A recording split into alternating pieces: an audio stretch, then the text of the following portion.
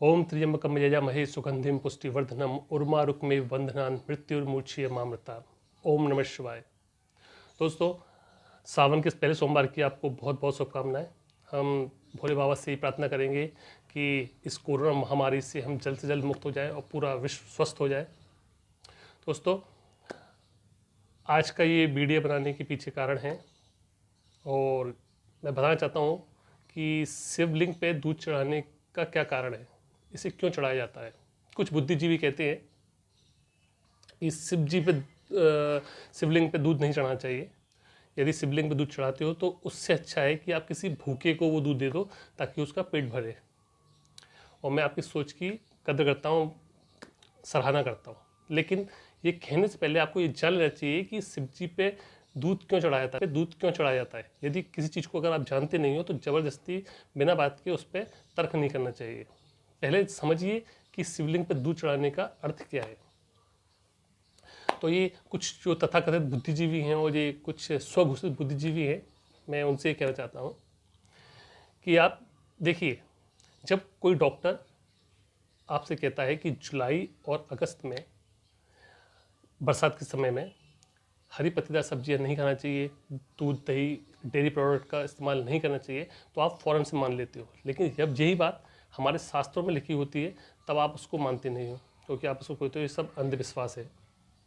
तो शिवलिंग पे दूध चढ़ाने का कारण भी यहीं से शुरू होता है। मैं इसको डिटेल में और अच्छे से बताता हूँ कि पहले मैं आपको एक कथा सुनाता हूँ कि जिसमें जब समुद्र मंथन के दौरान अमृत के लिए जब समुद्र मंथन हुआ था तब देवताओं और असुरों के बीच समुद्र मंथन किया गया था, जिसमें से जब एक हलाहल विष निकला था जिससे ना तो देवताओं ने लेने से इनकार कर दिया और ना ही राक्षसों ने लिया, दोनों ने इसको लेने से मना कर दिया।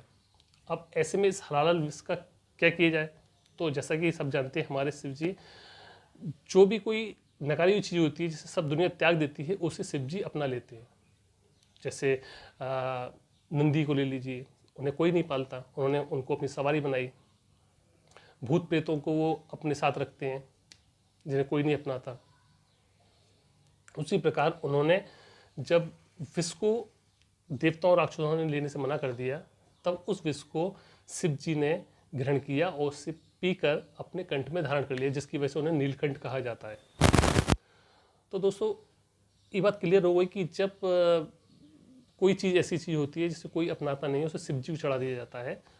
उसी तरह ये सावन के महीने में ये दूध विष के समान होता है, क्योंकि जब बारिश होती है तो हर तरफ हरी पत्तेदार सब्जियों में घासों में कीड़े लग जाते हैं। उन्हें ये मवेशी हमारी गाय भैंस खाते हैं तो उससे उनका दूध दूषित हो जाता है, जो कि विष के समान हो जाता है।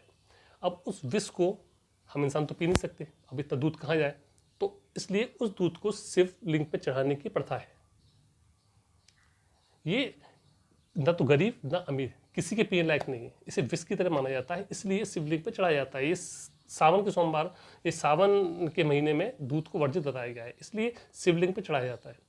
अब इसमें ये बात कहाँ से आ गई कि ये दूध गरीबों को दे दो, क्यों दे दो भाई, वो इंसान नहीं है क्या? इस तरह से किसी को नहीं देना चाहिए, उनको भी नहीं देना चाहिए। आप पहले शास्त्रों को, जो हमारे वेद पुराण है उसमें क्या लिखा है उसको पहले पढ़िए समझिए, उसके बाद बोलिए। तो बस मैं यही कहना चाहता हूँ कि जब इसके बारे में पता ना हो तो उस पर जहर तर्क नहीं करना चाहिए। और शिवलिंग पे दूध चढ़ाने का सिर्फ यही कारण है। हाँ, साल भर दूध चढ़ाया है ये मैं भी नहीं मानता। हाँ, लेकिन सावन के महीने में, सावन और महीने में शिव जी पे दूध चढ़ाइए, क्योंकि दूध पीने योग्य नहीं होता है, वो जिसके समान होता है। हरी पत्तेदार सब्जियाँ नहीं खानी चाहिए क्योंकि वो दूषित होती हैं, उनमें कीटाणु होते हैं।